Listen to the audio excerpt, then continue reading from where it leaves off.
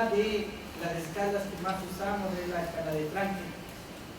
Frankel clasifica en 4 grupos. Grupo 1 o tipo 1 a los pacientes definitivamente negativos. Grupo 2 al paciente negativo. Tipo 3 al paciente positivo. Y tipo 4 al paciente definitivamente positivo.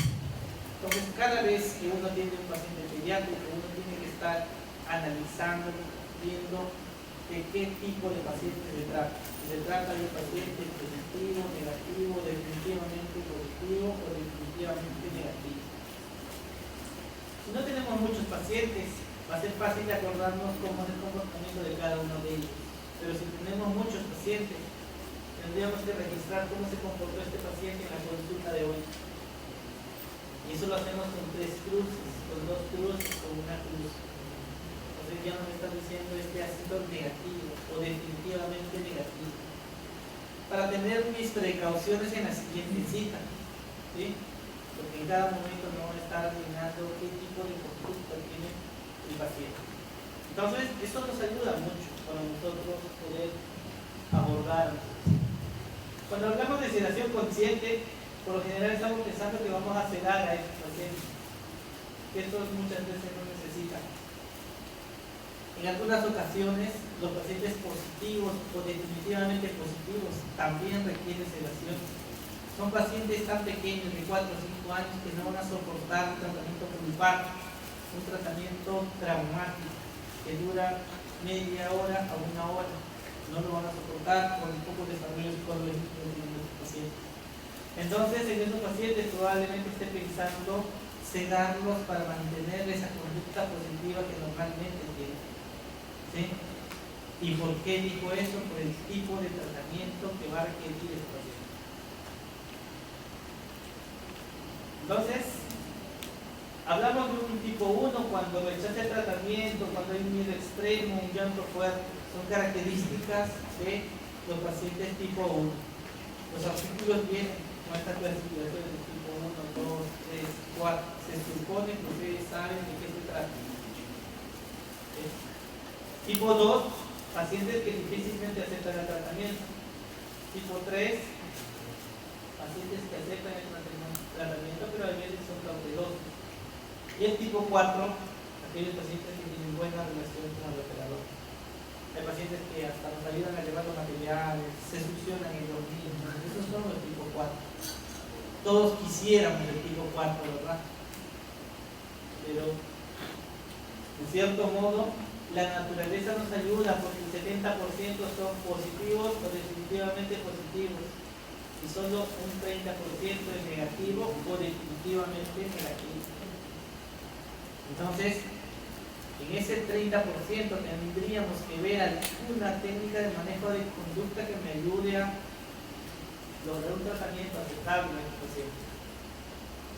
Dentro de las técnicas de manejo de conducta vamos a tener las no farmacológicas y las farmacológicas, entre ellas la sedación consciente. También se puede realizar sedación profunda o tratamientos bajo anestesia general, se pueden realizar. Pero de todas esas, nosotros usamos fundamentalmente sedación consciente. Entonces, hemos podido observar que existen diversas técnicas de manejo de conducta. Para los pacientes positivos podemos usar decir, mostrar y hacer, por ejemplo. Si se tratan de procedimientos no invasivos, eso va a funcionar bien. También podemos usar modelamiento. Miren, aquí es un paciente modelo, pero es un modelo positivo que se deja atender. Este que está temeroso, que tiene una conducta negativa, viendo al otro que se deja atender, también va a intentar dejarse atender. Pero, si yo le someto a este paciente,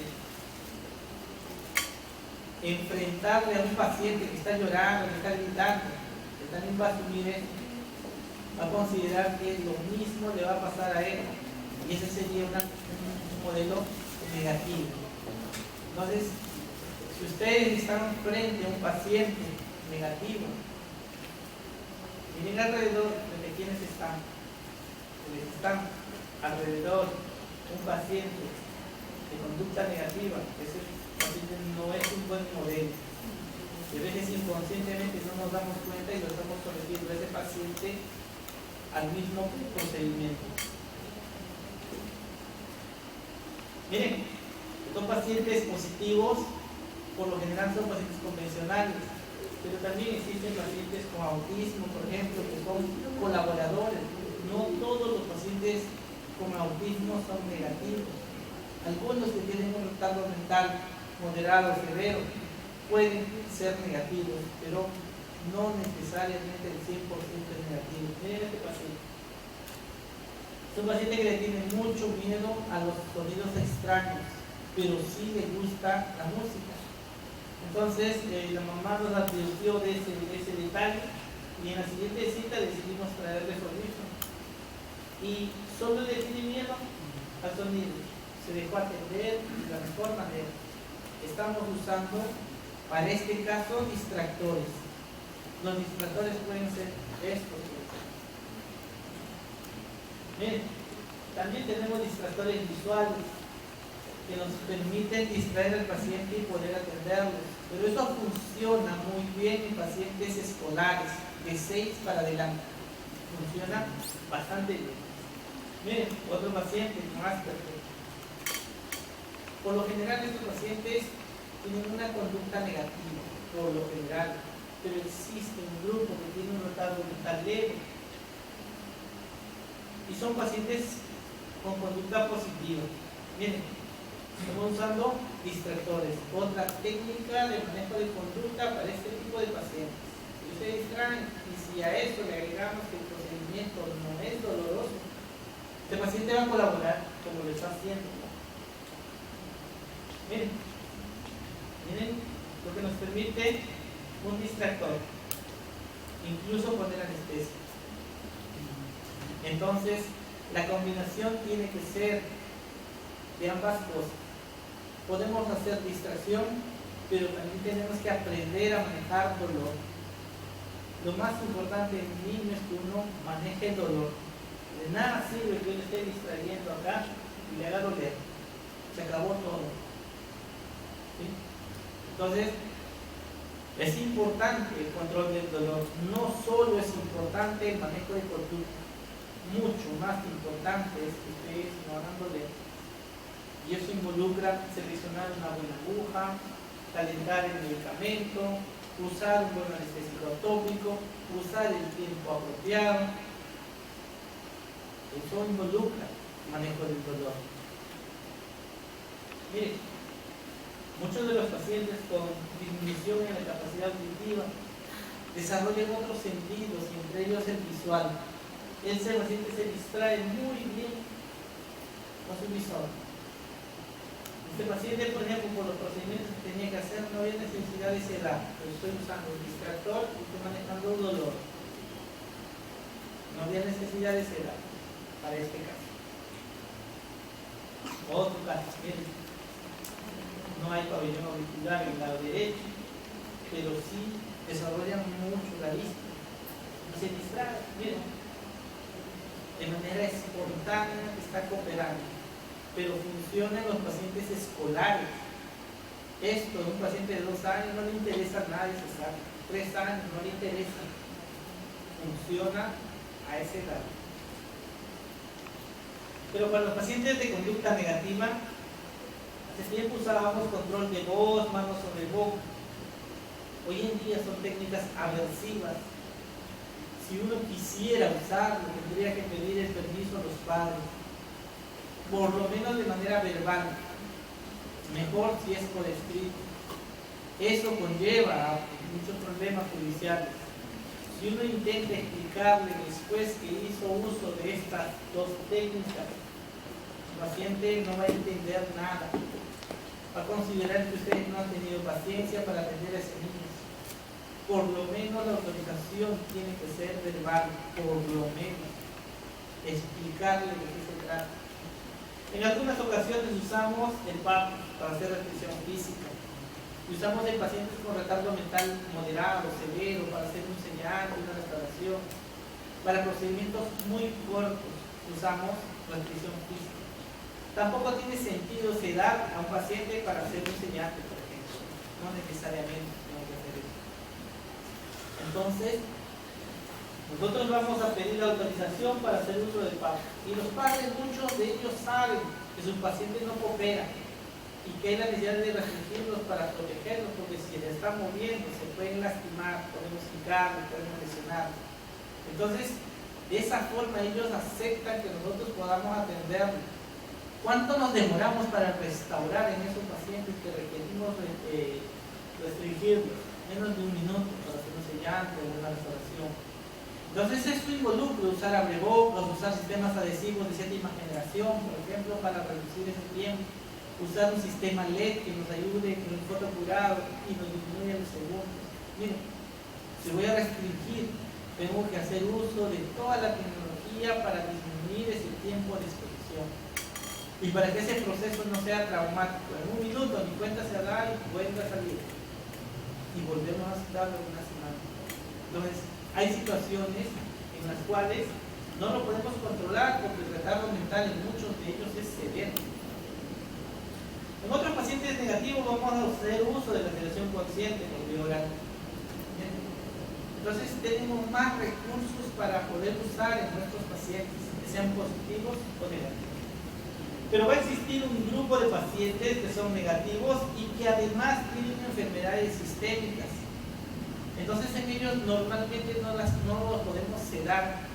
Para ellos está preparado la anestesia general. Es la otra opción que tenemos para aquellos pacientes que requieren realizar procedimientos invasivos en gran número. Esa técnica, esa clasificación que hemos visto es para mayores de 3 años, pero para los menores de 3 años podríamos usar la del Dr. Walter.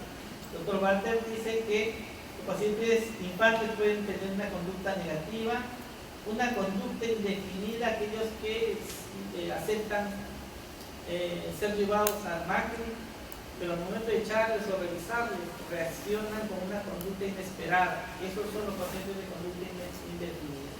Y el otro grupo son los pacientes de conducta positiva, ¿no? Que ellos cooperan. Entonces, no todos los pacientes menores de 3 años son negativos. Existe un grupo de pacientes menores de 3 años que es positivo.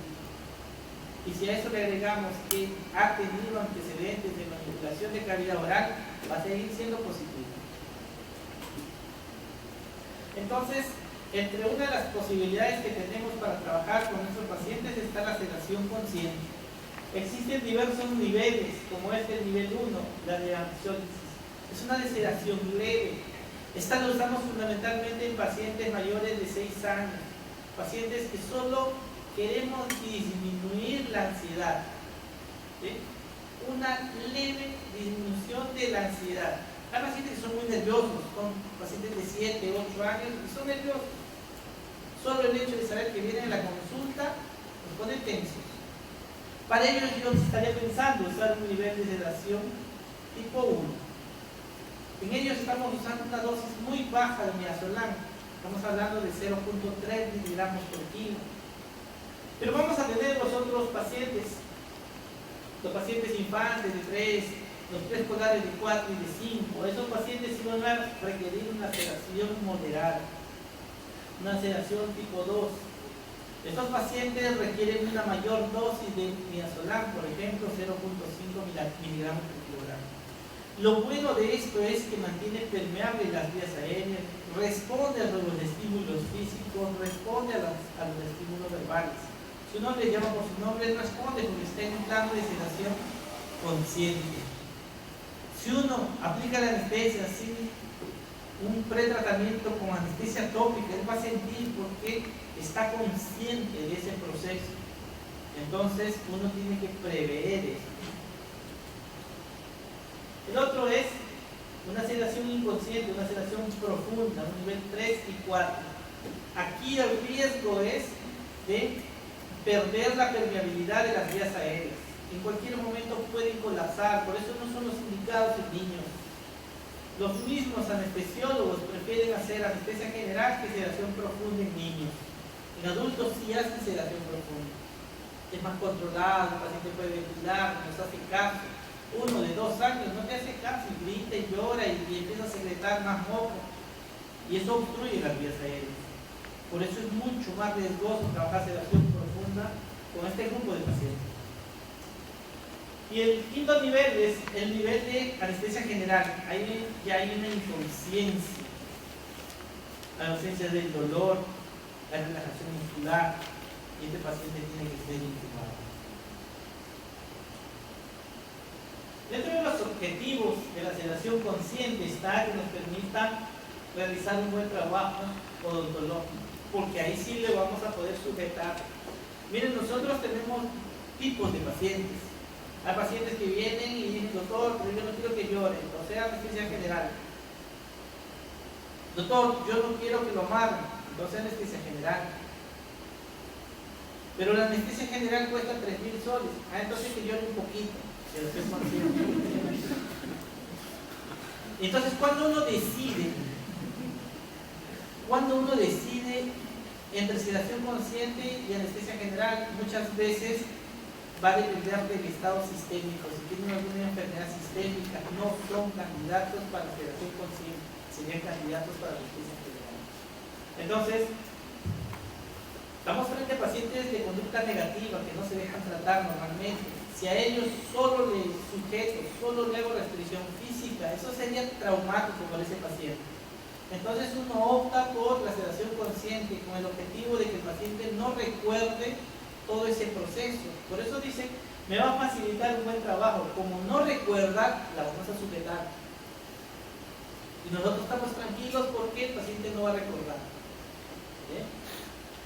Nos permite manejar la conducta o el comportamiento de este paciente no cooperador, sí, porque no nos entiende nada. ¿Sí? Uno de 2 o de 3 años con un dolor agudo, no entiende nada, le preocupa más su dolor, está bloqueado. Entonces tendría que trabajar de otra manera, y esa es la sedación consciente. Otro de los objetivos es que nos permite un retorno rápido al estado fisiológico. Actualmente el midazolam es un medicamento bastante noble que nos permite un retorno a las 6 horas. Antes se usaba diazepam y el retorno era a las 24 horas. Entre los otros medicamentos que tenemos para trabajar está el óxido nitroso. El óxido nitroso nos permite un retorno al estado fisiológico en 10 minutos. Entonces, es mucho más rápido actualmente el retorno al estado fisiológico. Produce una respuesta psicológica positiva. El hecho de no recordar, el hecho de generar una amnesia anterhora, eso quiere decir que después del medicamento ingerido, va a pasar 30 minutos y el paciente no va a recordar nada. Algunos de ustedes les han hecho una endoscopía alguna vez y lo que le han generado a ustedes es una sedación consciente. De todo ese proceso no recuerdan nada o lo recuerdan vagamente. Ese estado es un estado de sedación consciente. ¿Sí? Entonces, si mi paciente tenía conducta positiva y le voy a someter a un tratamiento odontológico invasivo, lo que estaría buscando es preservar esa conducta positiva, que no se transforme en un negativo, que no sea traumático el proceso. Y si es negativo, muchas veces cambia a positivo, y uno dice, doctor, pero ¿cómo va a cambiar a positivo? Es increíble, cuando uno trabaja sector anterior y un paciente que no tenía piezas dentales, después del tratamiento, retorna con piezas dentales, en la siguiente cita él quiere que lo atienda. Cambia mucho el aspecto y el comportamiento después de un tratamiento anterior. ¿Sí? Miren, normalmente nosotros vamos a tener un 95% de éxito en amnesia. Hay un 5% de los niños que recuerdan todo y está peor de lo que vi. ¿Sí? Terminan peor de cómo vinieron. Entonces, en esos pacientes probablemente hemos empezado muy rápido o nos hemos demorado en el procedimiento. Y a veces nos pasa, doctor, tiene que esperar media hora. No, doctor, pues ya creo que le he hecho efecto. Pasó 5 minutos y quiere empezar. Ese lapso que ha transcurrido es muy corto y el paciente va a recordar ese proceso. ¿Sí? objetivos es que nos elimine la ansiedad. Decíamos, yo uso esas concentraciones para disminuir solo esta ansiedad. Son pacientes que nos entienden, pero no controlan su miedo, ¿sí? No controlan su ansiedad. Son pacientes escolares, 7, 8 años, y uno dice, pero uno de 8 ya cómo va a tener miedo. Hay que entenderlo. Si nosotros de adultos tenemos miedo, ¿sí? Cuando alguien le pone una aguja ahí, no tiene miedo, ¿cierto? Lo mismo pasa con estos escolares de 8 o 9, han tenido una experiencia traumática y continúan con esto. Entonces hay que entenderlo. Es un menor porcentaje, ¿cierto? Pero existe. Y para ellos está ese nivel, disminuir ese nivel de ansiedad usando los ciudadanos. Otro de los objetivos de la sedación es que necesitamos restringirlo para disminuir sus movimientos laterales. Eso le tenemos que explicar a los padres. Cuando vamos a hacer sedación consciente, pues un niño no va a estar dormido, un niño va a estar despierto, va a estar llorando, puede gritar. Y como se está moviendo, voy a tener que restringirlo. No, doctor, yo no quiero así. Entonces, cuando empiece a generar, ¿está bien? Entonces, ya, doctor, entonces un poquito, no muy fuerte. Pero tiene que saber, porque si ustedes no le dicen, ese paciente va a reclamar, doctor, usted no me dijo que lo iba a pagar. No, si es así, yo no quiero. Y está en todo su derecho. No le explicaste. Entonces necesitamos restringir esos movimientos para que nos deje trabajar. Está indicado el paciente, miren, ansioso. ¿Usted cree que alguna técnica de manejo de conducta me ayudaría en esos niños tan pequeños y encima le voy a hacer un procedimiento invasivo? Es muy difícil, ¿cierto? Está indicado en pacientes de corta edad, van a tener pacientes de 1 año, 2 años que requieren tratamientos pulpares, necesitan reconstruir, rehabilitar. Esos pacientes tienen que ser sometidos a sedación consciente. En algunas ocasiones sedamos pacientes con problemas mentales, pero eso lo dejamos para el medio hospitalario. Si algo les tengo que sugerir es que ustedes realicen estos procedimientos en pacientes sanos, solo sanos. Si uno no quiere problemas, el paciente tiene que estar sano. Por midazolam, no va a pasar nada. Pero si el paciente tiene alguna enfermedad, eso es otra cosa.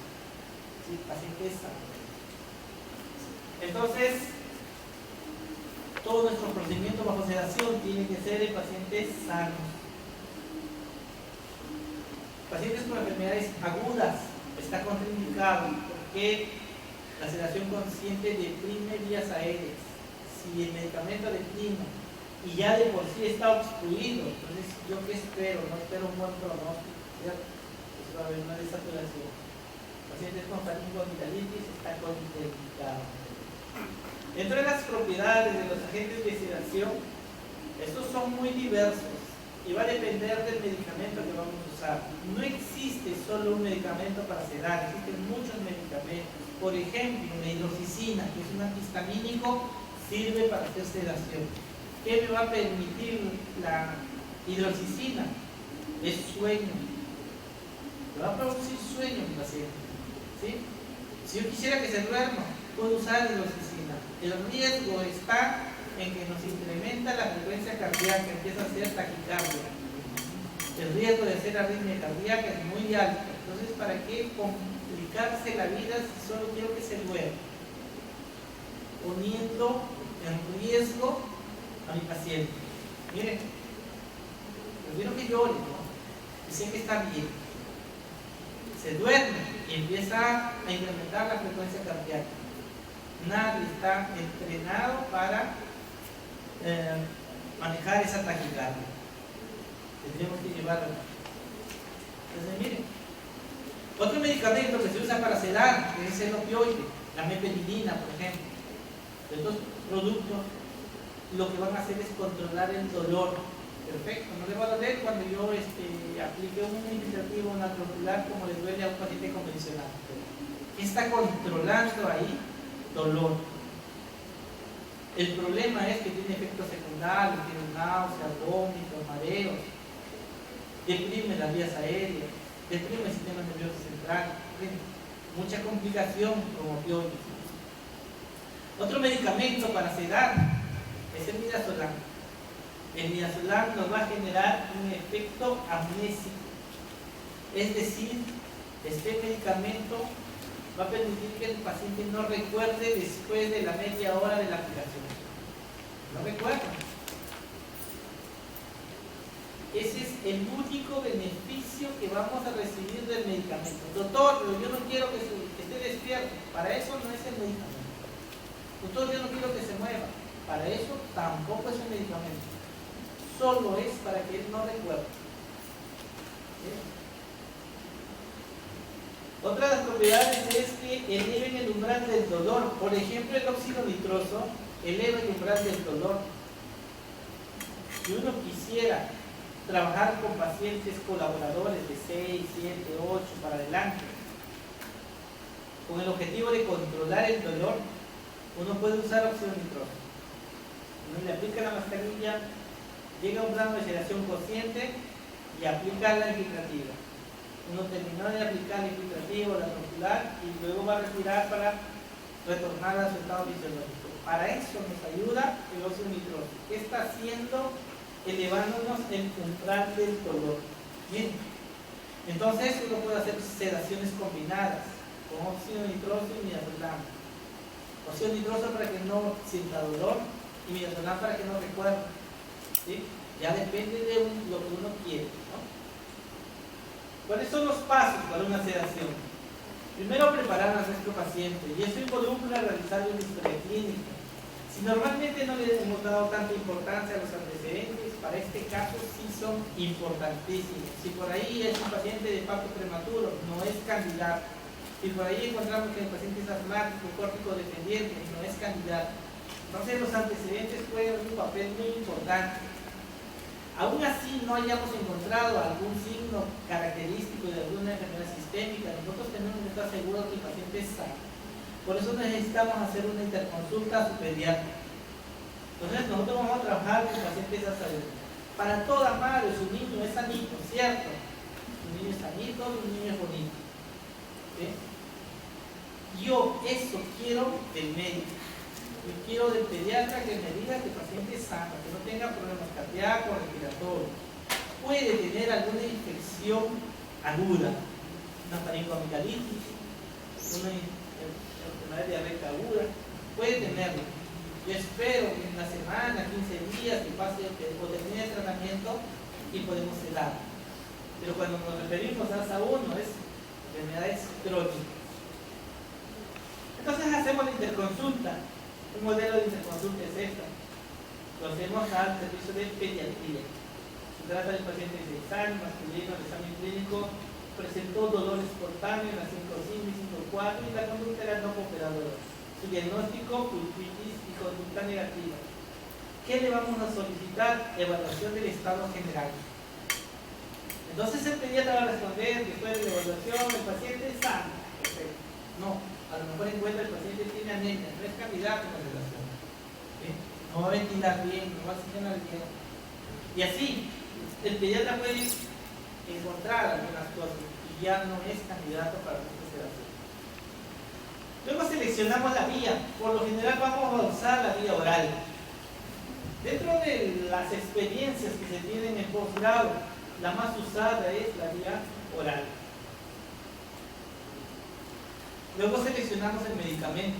Usualmente, miren, trabajamos con midazolam, pero también se puede trabajar con hidroxicina, con morfina, metilfina, con óxido nitroso.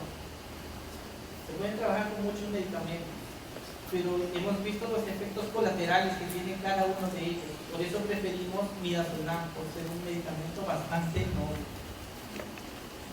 Luego, vamos a solicitar la autorización del padre. El padre tiene que firmar que se está enterado de lo que vamos a hacer. En este caso es el momento propicio como para explicarle que el paciente va a tomar un medicamento, que ese medicamento no necesariamente lo va a hacer dormir. El paciente puede estar llorando, puede gritar, va a sudar, lo vamos a tener que restringir, vamos a tener que poner anestesia, pero el doctor no le está sedando, ¿para qué le va a poner anestesia? El medicamento no es para eso, ¿sí? Necesitamos usar anestésicos para nuestros procedimientos. Entonces, todo esto tenemos que explicarle a nuestros pacientes, porque si no, no lo firman. Si están entendiendo de qué se trata, recién nos va a firmar. De lo contrario, no. Hemos tenido muchos problemas. Doctor, yo pensé que lo cerraba, ya regresaba a mi casa y ya empezaba a hacer sus actividades, porque ella tiene examen mañana, ¿cómo va a estudiar así? Por eso esto se programa. Doctor, yo pensé que era muy rápido y yo tengo que regresar a mi trabajo. Yo no puedo quedarme cuidándolo 4 o 6 horas. Tengo que explicar. Llega, doctor, yo no pensé que le iba a amarrar. ¿Qué le dice si en ningún momento le explicaste? Doctor, pero no me dijo que iba a gritar tanto. Prefiero que no le haga.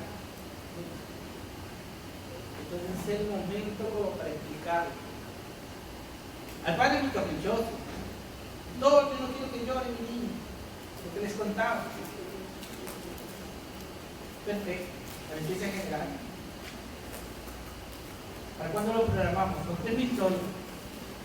Ah, doctor, entonces sí que yo un poquito. Tienes que ubicarlo. En algunas ocasiones le dicen, doctor, ¿usted qué me sugiere? Muchas veces nosotros tenemos que sugerir que sea con restricción, con sedación o con anestesia general. Si por ahí es paciente con retardo mental moderado y puede hacer sillán o reparaciones en esmalte, probablemente yo le sugiera solo restricción física, pero de uno en uno. Pero si por ahí ya son procedimientos invasivos, probablemente le sugiera sedación consciente, porque ya es media hora, 1 hora de tratamiento, y luego está restringiendo esa media hora. Es muy traumático. Pero por ahí el paciente tiene enfermedad sistémica, probablemente ya no le sugiera sedación. Así quisiera hacerlo yo. Ya no es candidato para sedación, es candidato para anestesia general. Si uno no quiere que le pase nada, no tiene que ir respetando eso. Paciente sano. Luego le damos las indicaciones preoperatorias. Entre ellas, el ayuno. Tiene que venir 6 horas antes en ayuno. Tiene que traer una muda de ropa.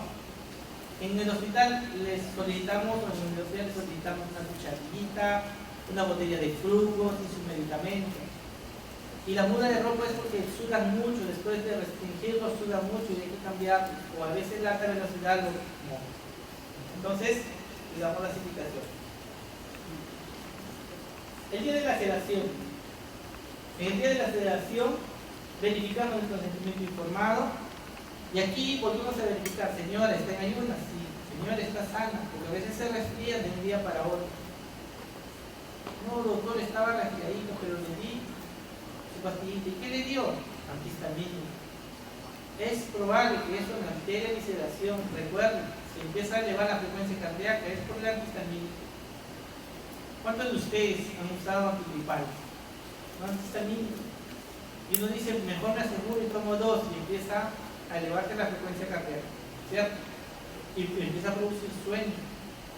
Lo mismo le pasa a nuestro paciente pediátrico.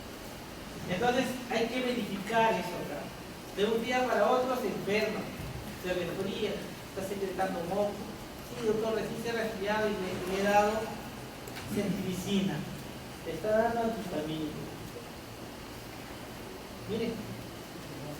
Entonces, verificar el mismo día también es importante.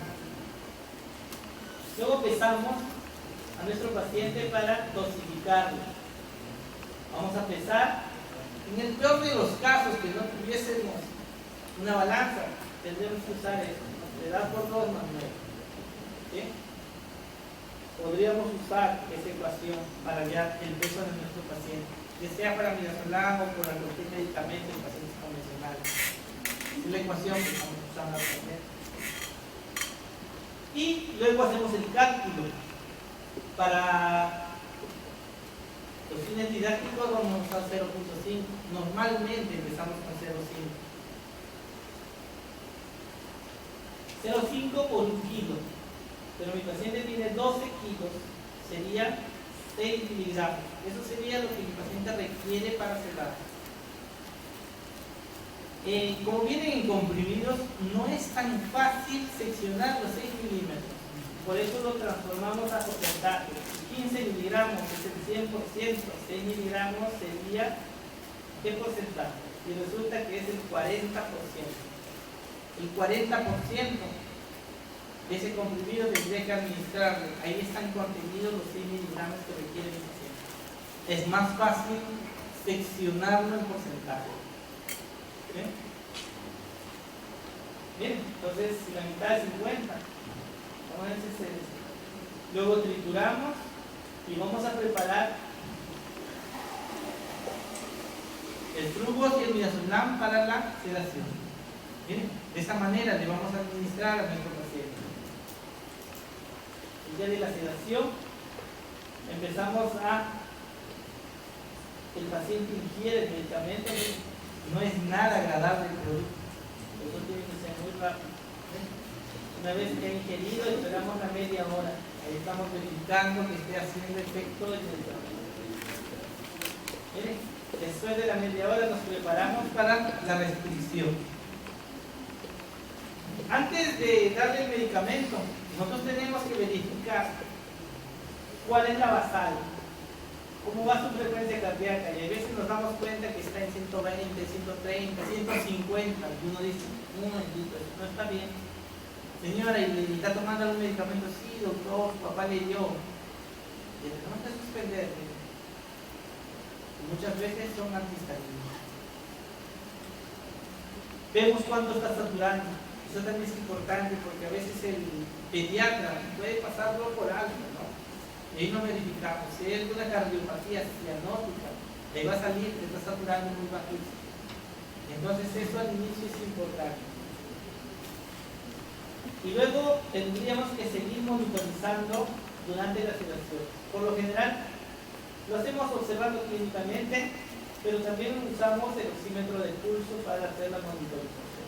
Ahí estamos usando el oxímetro. Lo que hace el oxímetro es medirnos el oxígeno transportado por la hemoglobina. Bien, ahí nos va saliendo los valores de la saturación parcial de oxígeno y de la frecuencia cardíaca. Son dispositivos que actualmente están al alcance de la mayoría, ¿no? Son bastante cómodos. Existen de diversos tipos, preferimos este porque nos ayudan a acordar, ¿no? Y los sensores de preferencia los pediátricos. Entonces, es la forma como se puede ir registrando la saturación. Los valores mínimos van de 95%. Lo ideal es que esté por encima del 95%.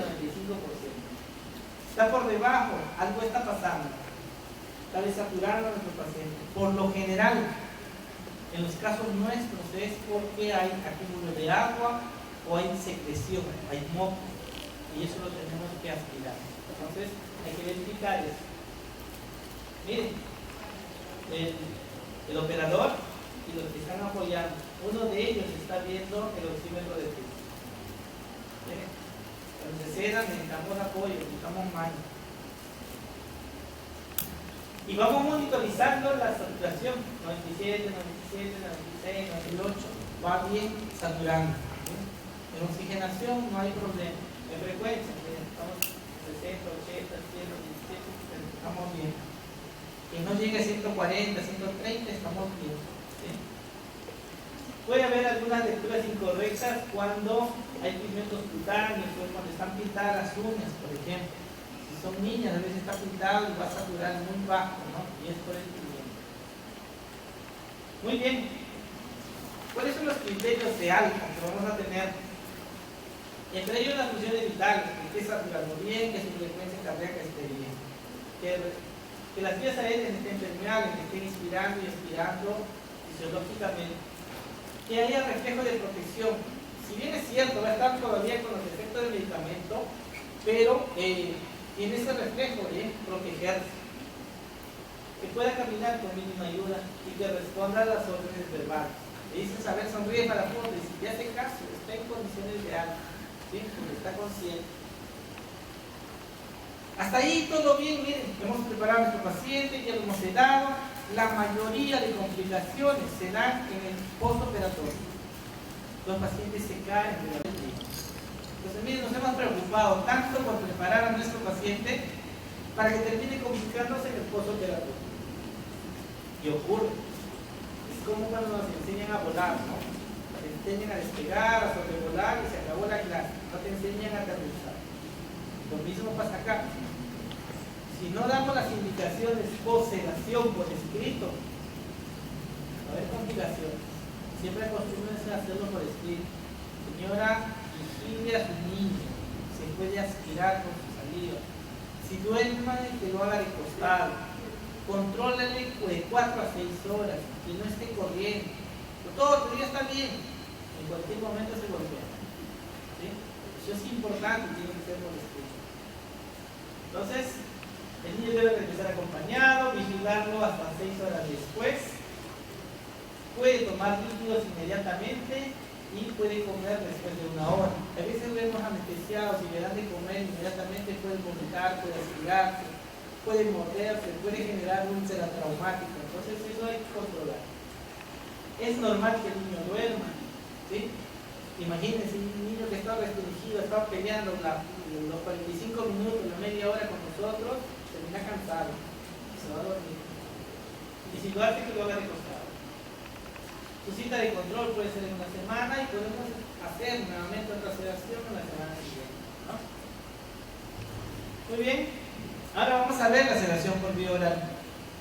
Así vimos cómo tenemos que preparar a nuestro paciente, qué hacemos durante la sedación, qué indicaciones le damos en la presedación y qué indicaciones le damos en la postsedación. Todo el proceso. Ahora vamos a ver la vía oral. Si bien es cierto, es una de las vías de fácil administración, esto puede estar comprometido con el vaciamiento gástrico. No es lo mismo tener un estómago vacío y la absorción ser en mayor porcentaje que tener un estómago lleno. Entonces, por eso el ayuno es importante. La dosis que van a ver en la literatura ustedes va a variar. Va a tener un rango bastante amplio, de 0,2 a 0,9. Incluso algunos indican 1 miligramo por kilo. Nosotros vamos a recomendar de 0,5 miligramos. ¿Sí? Con esos 0,5 vamos a empezar.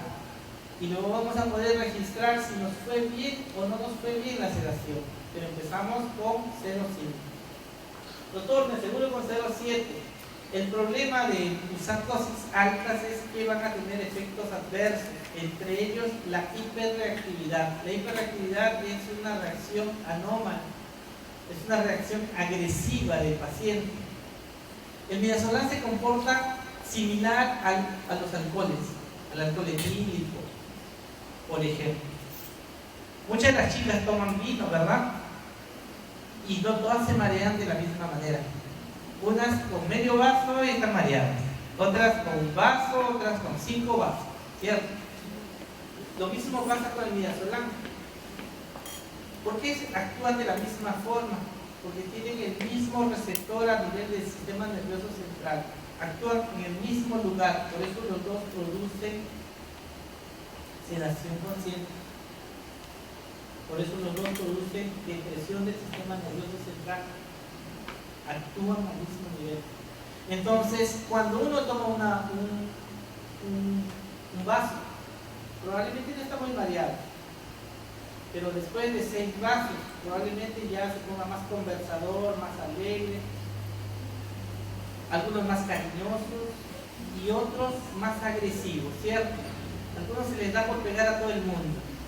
Lo mismo pasa con el midazolam. Algunos pacientes generan hiperreactividad, ¿sí? Se cruzan y empiezan a pegar, a patear a todo el mundo y uno no está preparado para eso. Doctor, pero le dije midazolam, mire cómo está, y la madre igual, ¿no? Doctor, mi niño nunca se ha comportado así. Está ocurriendo lo que le ocurre a los adultos con el alcohol. ¿Sí? Entonces, siempre empiecen con 0,5.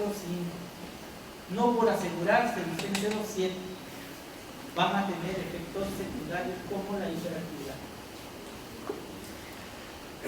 Decíamos que en algunas ocasiones podría usar 0,3 miligramos, y eso por lo general lo voy a usar en escolares, donde solo lo que le quiero controlar la ansiedad. ¿Sí? 0,3. En algunos casos son adolescentes y estos, aún usando 0,3, requieren más de un comprimido, comprimido y medio, 2 comprimidos, máximo un comprimido. ¿Sí? Adultos, máximo un comprimido. Entonces, la dosis usual que vamos a recomendarles es 0,5. Con eso empezamos. Les comentaba que era bastante desagradable este producto. Entonces, en el intento de mejorar su sabor, empezaron a mezclarse con algunos jugos.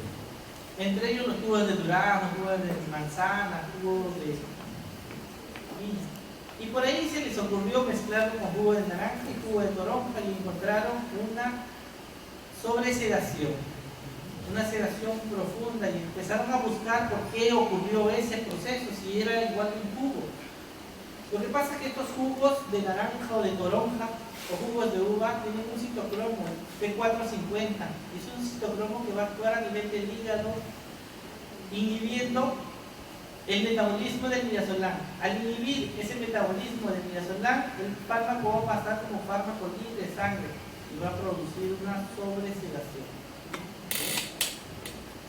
Se encontró accidentalmente, pero es una de las consideraciones que tenemos que tener en este proceso. Lo mismo pasa con el alcohol. El alcohol tiene doble de problema: inhibe el citocromo y actúa en el sistema nervioso central. Por eso que muchas personas de una sedación consciente pasaron a una sedación profunda y muchos de ellos perdieron la vida, ¿cierto? Cuando mezclaron midazolam con alcohol. En el intento de mejorar la recepción de los pacientes, también lo mezclaron con la hidroxicina. La hidroxicina es un medicamento bastante azucarado, muy dulce. Entonces lo mezclaron y encontraron buenos resultados, porque han estado mezclando un medicamento que producía amnesia con un medicamento que producía sueño. Entonces era perfecto, ¿no? No recordaba y se dormía. El problema era que la hidroxicina elevaba la frecuencia cardíaca, y elevaba mucho, demasiado, elevaba a 170, 180, y uno está muy preocupado con la frecuencia cardíaca. En cualquier momento nos hace taquicardia. Más el estrés, este paciente hace taquicardia. Entonces, por eso decimos, preferimos que llore, no está tranquilo ahí trabajando, porque está llorando, sabemos que está ventilando, está respirando. Que estar dormido y estar pendiente de la frecuencia cardíaca. Normalmente nosotros tenemos unos 45 minutos para trabajar, idealmente, después de la aplicación del medicamento. Entonces, ese es el lapso que nos deja el medicamento para poder trabajar 1, 2, 3 cuadrantes, ¿no? En forma general, la dosis media que vamos a recomendar es 0,5. Debemos esperar unos 30 minutos para iniciar el tratamiento. El efecto máximo se logra a los 30 minutos. Y el tiempo que nos da para trabajar, unos 45 minutos. Bien. Por eso, si uno le quiere sacar mucho provecho a la sedación, uno tiene que estar muy bien entrenado en sus procedimientos convencionales. Si uno se demora a hacer una pulpotomía 2 horas, no tiene sentido, no lo va a aprovechar la sedación. Pero si uno hace una pulpotomía en 10 minutos con incrustación incluida, él le va a sacar provecho a la sedación, ¿sí? Va a ser muy efectivo. Entonces, eso involucra también adiestrarnos y entrenarnos en procedimientos culpables, ya sea pulpotomía o pulpectomía. Entonces, la dosis depende mucho del peso de nuestro paciente. No es lo mismo sedar a un paciente de 10 kilos, de 20 kilos, de 30 kilos o de 500 kilos. No es lo mismo. Uno tiene que dosificar. Este es un casito de un paciente de 7 años, 7 años. Llega a la consulta a las 9:47. Empezamos a hacer los cálculos para darle la cantidad apropiada. Y en el caso de él, resulta que requiere más de uno, requiere esta cantidad. Y decíamos, como máximo, uno, ¿sí? Así él requiera más de esa cantidad. Trituramos y le damos de tomar. 9:56. Esperamos media hora, miren, ahí está. Porque si no le indicamos que lo sujete, él va a estar haciendo efecto el medicamento y en cualquier momento se puede caer. Eso tiene que ser muy cuidadoso. En ese lapso vamos preparando, tenemos media hora para preparar todo. Cuando decimos todo, nos referimos a todo. A preparar anestesia, las agujas, todo para anestesiar, todo para la apertura, todo para la pulpotomía y todo para la reconstrucción, de manera ordenada. Eso nos va a ayudar a reducir mucho tiempo. Entonces vamos preparando todo eso. Traemos el papo. Ya más o menos está pasando varios minutos. Estamos 10:16. A las 10:30 y el paciente es llevado al área de sedación. Miren, teníamos una pequeña área de sedación. Ahora ya el quirófano se ha ampliado, ya hay más demanda. Creo que ahora tienen especialidad acá y pues es probable que también haya interacción entre pregrado y posgrado. Eso es bueno. Miren, entonces después de media hora ya estamos llevándolo, transportando a nuestro paciente. El paciente, no, el efecto de la sedación, ¿sí? Está consciente. Entonces empezamos a sujetar a nuestro paciente, ¿sí? A sujetar. Vamos a usar abrebocas porque necesitamos aplicar anestesia. Decíamos que responde a los estímulos físicos, es decir, va a sentir dolor, por lo tanto tengo que hacer uso de los anestésicos tópicos para manejar o controlar el dolor. Y empezamos a aplicar, ¿sí? Luego aislamos y procedemos a los tratamientos pulpares. Ahí estamos aprovechando 5-4 y 5-5. Miren, en algún momento ha estado llorando el paciente, pero tranquilos porque estamos seguros de la anestesia. Hemos aplicado una buena infiltrativa, hemos reforzado por prolactinos, para el aislamiento. Entonces, de eso estamos seguros. Miren, de tanto llorar, se durmió. Estamos haciendo el procedimiento. Realizamos la incrustación y retiramos todo lo que habíamos usado. La muda de ropa, miren, es para eso, es cambiarle de ropa. Ahí estamos, vamos 45. ¿Sí? Vamos con los efectos. Si lo dejamos, se cae de la camilla. Siempre pendiente de ellos, ¿no? ¿Sí? Cambiamos de polo y puede tomar alimentos líquidos. Y después de una hora puede comer. ¿Listo? ¿Cómo vamos? ¿Cómo vamos de hora? Una hora. Alta salud. ¿Sí? Bien. Hasta ahí, miren. La sedación consciente podría orar. Entonces vamos a ver cómo es la farmacocinética de este tipo de sedación.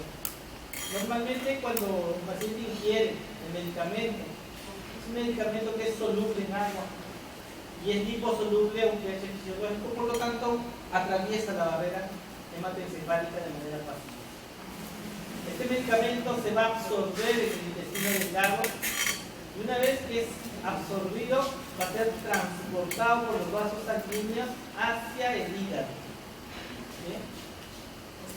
Esta absorción va a depender si el estómago está vacío o si tiene algún alimento. Una vez es transportado hacia el hígado, este éxito cromo P450, que es el que va a metabolizar y transformar en alfa hidroximidazolán, que es el principio activo. Pero cuando esto está inhibido, va a pasar directamente y va a provocarnos sobresedación. Una vez que ha sido metabolizado, una parte va a ser transportada por la albúmina y otra parte va a estar de manera activa y va a llegar de manera activa al sistema nervioso central. es la forma como se va a ir distribuyendo hacia el sistema nervioso central. Ya en el sistema nervioso central va a actuar a nivel del sistema límbico. Y el sistema límbico está constituido por todas estas partes: amígdala, hipocampo, cuerpo calloso, tálamo, hipotálamo. El sistema límbico se encarga de controlar principalmente la conducta y los impulsos emocionales de la persona. El doctor, por ejemplo, ha venido a escuchar la sedación consciente y se ha quedado dormido. Es porque él está liberando algunos neurotransmisores depresores del sistema nervioso central. Se están liberando. Y eso hace que se deprime el sistema nervioso central y eso hace que uno se duerma. Entonces, todo eso, ¿dónde se controla? En el sistema límbico, porque es el responsable de controlar la conducta y los impulsos emocionales. Por ejemplo, el hipotálamo controla el apetito, la sed y el sueño.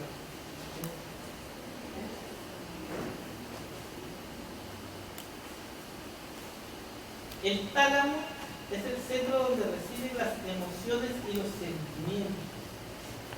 Ustedes están enamoradas, es por esto, el tálamo. Porque ahí es el centro donde controla las emociones y los sentimientos. Y eso es parte del sistema límbico. La amígdala controla el comportamiento para cada ocasión social. Ustedes en estos momentos tienen un comportamiento diferente a como tendrían en la casa, como tendrían con su paciente. Eso, ¿quién lo regula? El sistema límbico. Entonces, hemos podido observar que este sistema controla la conducta y las emociones. A este nivel vamos a tener algunas neuronas que van a transmitir ese impulso y otra neurona que va a recibir esa transmisión eléctrica. Entonces, para que esto ocurra, va a ser necesario la presencia de algunos neurotransmisores. Estos neurotransmisores son mensajeros químicos que nos van a permitir transmitir la señal de una neurona a otra. Pero no todos los neurotransmisores son iguales. Algunos neurotransmisores van a estimular al sistema nervioso central. Si ustedes están despiertos en este momento, es porque hay neurotransmisores estimulantes. Y los que se están durmiendo es porque se están liberando neurotransmisores inhibitorios, como el GABA, por ejemplo. El GABA es un neurotransmisor inhibitorio. Entonces, cuando nosotros realizamos una sedación, lo que vamos a hacer con el midazolam es potencializar la acción de un neurotransmisor inhibitorio, y específicamente al GABA. El GABA es un neurotransmisor que tiene la capacidad de detener o disminuir la transmisión de señales eléctricas en las sinapsis. Es decir, es un neurotransmisor inhibitorio, por eso que uno puede dormirse. Hay personas que tienen niveles alterados de GABA. Tendrían bajo o alto nivel de GABA. Los que no pueden dormir. Bajo nivel de GABA. Si tiene bajo nivel de GABA, no va a deprimir el sistema nervioso central. Y si no lo deprime, no se va a poder dormir. Esas personas que tienen insomnio. Por eso le recetan algunos medicamentos, entre ellos las benzodiazepinas, para que él pueda dormir, para que ella pueda dormir, porque normalmente no lo puede hacer. Y eso se debe a que tienen niveles muy bajos de neurotransmisores inhibitorios. Entonces, lo que hacen las benzodiazepinas es aumentar justamente la acción natural del GABA. ¿Y qué hacía el GABA? Deprimía el sistema nervioso central. Por lo tanto, la benzodiazepina lo va a potencializar, lo va a deprimir más. va a potencializar la acción de este neurotransmisor. Si bien es cierto, tienen receptores en el postsináptico, hay receptores A y B que específicamente actúan sobre el, está implicado en los efectos ansiolíticos y sedantes. Miren, ahí les presento el GABA. El GABA tiene receptores para el alcohol, para las benzodiazepinas, para los esteroides, para los barbitúricos. Es por eso que si mi paciente toma alcohol y a sí mismo se le administra benzodiazepinas, este paciente va a sinergizar la acción de estos medicamentos y lo que va a generar es una sedación profunda que le puede llevar a la muerte. ¿Sí? Porque actúan en el mismo receptor. ¿Qué hacen en el mismo receptor? En el mismo receptor lo que van a generar es una apertura del canal de cloro. Cuando este canal de cloro se abre, se va a hiperpolarizar. Y cuando se hiperpolariza, se inhibe la transmisión del impulso nervioso. Por lo tanto, el sistema nervioso central se deprime. Y yo no podía dormir. Entonces, dentro de las acciones de la benzodiazepina está inducir al sueño también, que nos produzca una relajación muscular y tiene una actividad anticonvulsiva. Miren, aquí hay neurotransmisores excitatorios o inhibitorios. Excitatorios, ¿cierto? Dice gran liberación de GABA, que allá dormidito, ¿no? Cansada. No, acá. No quiere saber nada con el tratamiento. Reacciona. Hay liberación de neurotransmisores excitatorios. Entonces, los niveles bajos de GABA van a dificultar el sueño. Y tiene lógica, ¿no? Favorecen la ansiedad. Hay personas más ansiosas que otras. Uno de los motivos es que tienen niveles bajos de ese neurotransmisor. Por lo tanto, uno al administrarle midazolam está potencializando lo poco que tiene y le quita esa ansiedad. Aumenta el tono muscular y puede generar epilepsia cuando tienen bajos niveles de GABA. Por lo tanto, el midazolam, por ejemplo, es un buen anticonvulsivante. Esto es lo que veíamos, ¿no? Cuando se libera GABA, se abre el canal de cloro. Y al abrirse el canal de cloro se va a hiperpolarizar. Y al hiperpolarizarse se impide la transmisión del impulso nervioso. Se está hiperpolarizando. Una vez que ha hecho su efecto el medicamento, retorna al hígado, ¿sí? Retorna al hígado y luego es eliminado por la orina. Y eso está ocurriendo fundamentalmente en más del 99% en las 24 primeras horas. En resumen, si vamos a usar vía oral, vamos a usar 0.5. En el Perú existe Noctura de 7.5 y Dormonil de 15 miligramos. Eso es lo que tenemos en nuestro medio. Los nombres comerciales pueden ser Dormicum o Dormonil. Dentro de las desventajas que tiene la vía oral es que va a depender del consentimiento del paciente. Si el paciente no recepciona nada por vía oral, porque hay pacientes que no quieren nada por vía oral, tienen experiencia o mala experiencia con antijarabes, entonces no va a ser tan fácil administrarlo, ¿no? Porque nos puede devolver y eso va a generar una absorción errática e incompleta, como mito. Entonces no sabemos cuánto lo devolvió y a eso nos genera problemas. Existen otras vías de administración, entre ellas la vía intranasal. Desde mi punto de vista, cuando hemos tenido la posibilidad de usar intranasales, eran muy traumáticas. Si el midazolam en comprimidos es desagradable, en ampollas también lo es. Y eso administrarlo en la nariz arde, quema. Entonces, eso es un momento traumático para nuestro paciente. no usarlo. ¿Y por qué no lo usamos? Miren, esta es una escala de Hood. La escala de Hood nos permite ver cómo va nuestra sedación. Ellos evalúan somnolencia. Tienen una escala de 1 si está despierto y forcejeando, 2 si está despierto y quieto, 3 si está somnoliento, 4 si está dormido. Entonces, ¿yo qué espero de mi paciente sedado? Que esté entre 3 y 4, ¿cierto? Porque si está entre 1 y 2, no me conviene mucho, ¿sí? Y miren, por vía oral, está entre 3 y 4, después de los 30 minutos está entre 3 y 4. Está bien. El problema es que me acepte la vía oral. Pero si yo uso intranasal, miren, igual está entre 3 y 4. No hay diferencias significativas entre la vía oral y la vía intranasal. No las hay.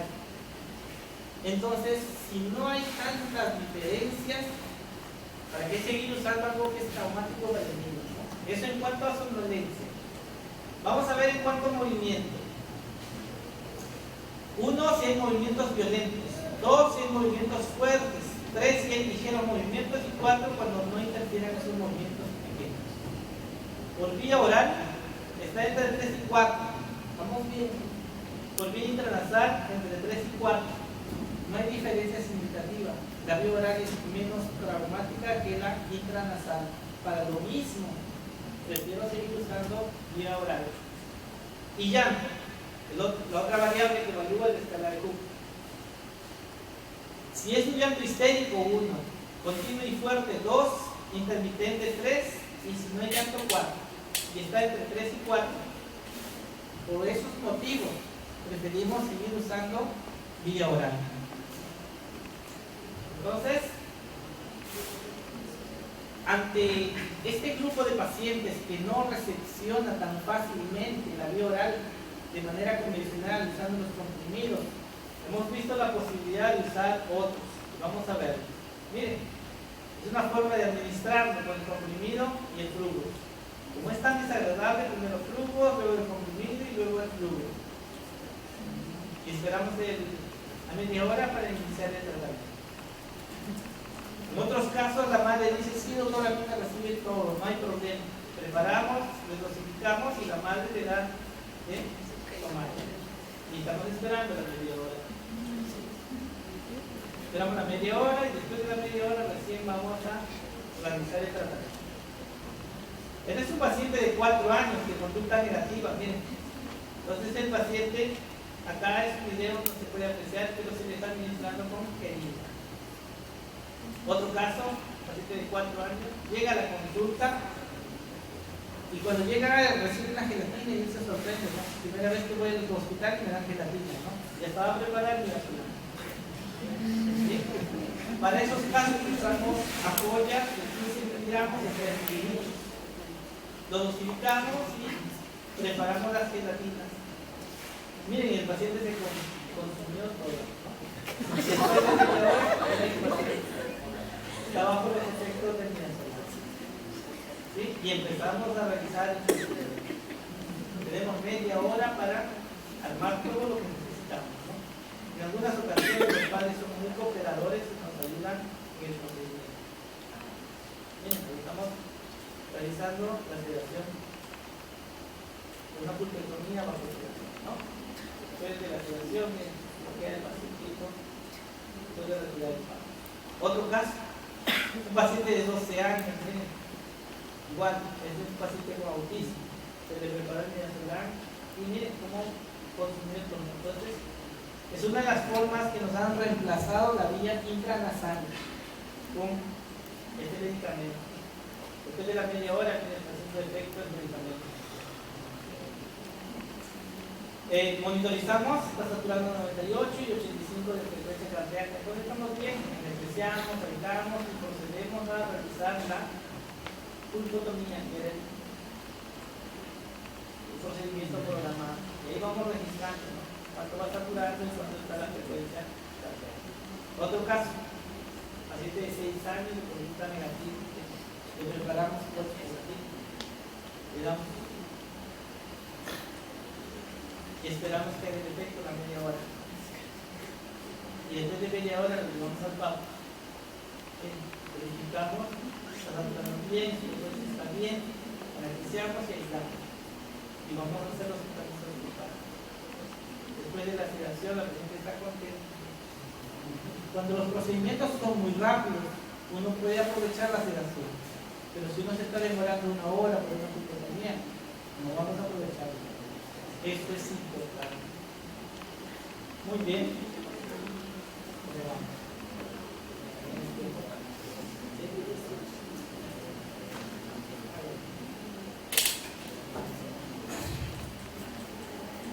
Vamos a ver algunos casos.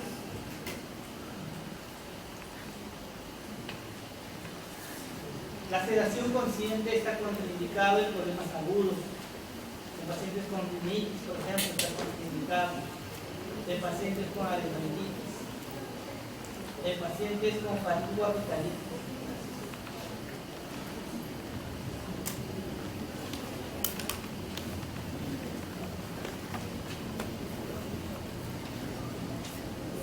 Está contraindicado en pacientes con sinusitis, en pacientes con síndrome de obstrucción bronquial aguda, en pacientes con asma.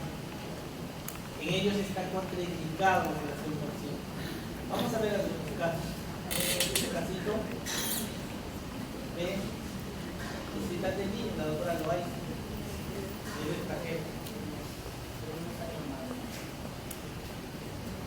Bien, la forma de preparar el medicamento. El paciente ingiere, esperamos una media hora para realizar el procedimiento. Ahí estamos viendo si le está haciendo o no el efecto. Preparamos todo lo que necesitamos y vamos a empezar a realizar el procedimiento. En algunos casos podemos entrar, en otros no se puede entrar. Podemos hacer mascarillas, las restauraciones.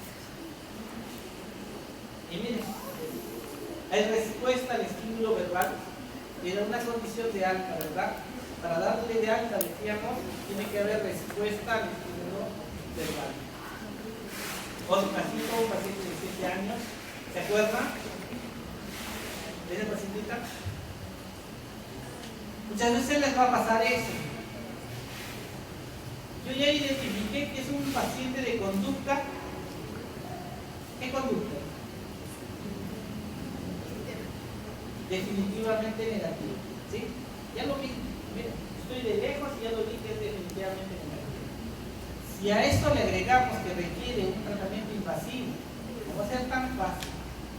Es muy probable que sea candidato a sedación consciente. Entonces, ¿para qué nos vamos a pelear con ese paciente, no? Si va a terminar en sedación. Nos acercamos y le preguntamos, ¿pero por qué te portas así? No, que la aguja, yo le tengo miedo a la aguja, yo no quiero nada con, no hay problema. La próxima lo hacemos con pastillas. ¿Estamos de acuerdo? Sí, listo, estamos de acuerdo. Lo que pasa es que la pastilla cuesta muy cara y la mamá no tiene para comprarlo hoy día. Pero sí nos vamos a preparar para la siguiente cita. La siguiente cita lo hacemos con pastillas. ¿Verdad, doctor? Sí, ¿verdad? Palabra de caballero, nada de aguja. Perfecto. La siguiente cita, mire cómo viene. ¿Sí? Así viene. No quiere saber nada. Con agujas, nada. Pero palabra de caballero, ¿cierto? Con pastillas. Y ella aceptó. Entonces viene preparada para esto, para tomar pastillas. Hasta ahí estamos bien. Esperamos la media hora y nos llevamos al papo. Siempre con el papo. Nada, palabra de caballero. Nada de aguja. ¿Sí? ¿Se acuerdan cómo estaba este paciente antes de la sedación? La cita anterior. ¿Sí? No tiene que saber nada de nada. ¿Ayuda o no ayuda a la sedación? ¿Sí? Es una alternativa. Otro caso. Doctor, pero es positiva. 12 años. ¿Para qué lo va a sedar? No tiene sentido. Pero vamos a traer un odontólogo, vamos a nuclear un odontólogo. Entonces había la necesidad de bloquear de palatino de premolar a niño aproximadamente para hacer un colgado. Y era un paciente positivo que tenía mucho temor a la aguja. Y decíamos en ellos vamos a usar dosis muy bajas. Usamos 0.3. ¿sí? Para disminuir la ansiedad. Haciendo los cálculos resulta más de 1, y decíamos máximo 1, ¿cierto? Entonces, después de la aplicación del medicamento, esperamos la media hora, anestesiamos y empezamos a hacer el colgado. ¿Ven? Ahí estamos enucleando, eso es lo que requería este caso. Otro caso, paciente de 4 años. ¿Ven? Está claro de la joven. Del 2004. Miren mi paciente, conducta negativa, pero veamos que vamos a hacerlo con pastillas. Después de la media hora al cabo. Y empezamos a hacer los fundamentos culpables, el paciente está llorando. Miren. Yo les mentiría si les digo que todo es bonito. Los mejores resultados, las sedaciones óptimas, ideales, se logran en pacientes de 5, 6, 7 años. Y las peores sedaciones, diríamos, en los pacientes de 2, 3, 4 años. Ellos no entienden nada. Lloran, gritan, no entienden nada. ¿Sí? Entonces uno está preparado para escuchar el llanto de este paciente. Y seguimos trabajando porque el paciente no está recordando nada. Eso es lo que a nosotros nos da tranquilidad. Pero si no estuviese con medicamentos, no lo hacemos. Particularmente, no lo haría. Porque sería muy traumático. ¿Sí? Ahí estamos. A estas alturas, si me vuelven a preguntar, doctor, ¿usted haría otra corona con sedación? Yo les sugeriría que no. Es muy riesgoso, se puede aspirar el paciente, puede pasar al tracto gastrointestinal. Si pasa al tracto gastrointestinal no hay problema, lo va a eliminar. El problema es si se van los pulmones. Entonces, la sugerencia es que realicen incrustaciones de resina de preferencia, cuando haya necesidad de rehabilitar los tratamientos pulmonares. ¿Sí? Si con nuestros pacientes convencionales es dificultoso el hecho de cementar porque se puede caer, con ellos mucho peor, pues antes de mueren. ¿Sí? Entonces, si algo le tengo que sugerir de mejor, prefieran incrustaciones directas de resina. Miren, estaba llorando. Pero respuesta al estímulo físico y el estímulo verbal. Está contenta con la mamá y cuando le dimos una sonrisa para la foto, estamos viendo para la sonrisa. Porque el paciente no recuerda todo el proceso. Otro caso, paciente de 2 años. Miren este caso. Todo el sector anterior. Eso es lo que decíamos, no es bueno que hay un posgrado porque los de pregrado pueden consultar sobre sus pacientes de conducta negativa, de posgrado. Entonces normalmente nosotros le brindamos apoyo a los de pregrado en la universidad. Y en este caso era un paciente que requería los tratamientos pulpares y me dijeron, doctor, todos los tratamientos pulpares porque la rehabilitación lo hacemos nosotros abajo, como ya no es doloroso, no hay problema. Perfecto, quedamos así. Intentaron hacerlo sin sedación y el paciente no se dejó. Entonces había necesidad de volver a sedarlo para rehabilitar. Normalmente lo hacemos en una sola cita y el paciente está cooperando. Pero en este caso ha requerido 2 citas. Calculamos la dosis, lo trituramos y vamos a darle ingesita. Ahí el paciente está viendo. Esperamos la media hora y lo llevamos al paro. Miren, procedemos a desocular las hipertonías que habíamos realizado. Grabamos, lavamos, secamos, grabamos. Y vamos a aplicar el adhesivo. Peleamos y luego fotocuramos. Y vamos a usar resina fluida para reconstruir los muñones.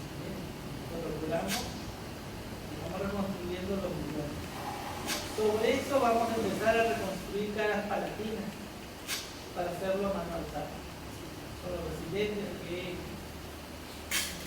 estaban realizando los procedimientos. ¿Sí? Se reconstruye cara palatina y luego cara vestibular.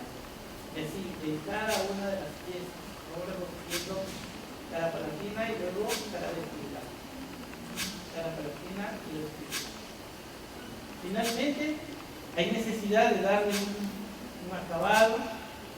Todo esto es posible gracias a la sedación. Muy bien, yo quiero agradecer por la invitación. Espero haber compartido algunos casos, espero haber compartido los protocolos que usamos para la sedación consciente y todo el proceso que requiere en su preparación para realizar este procedimiento. Muchas gracias.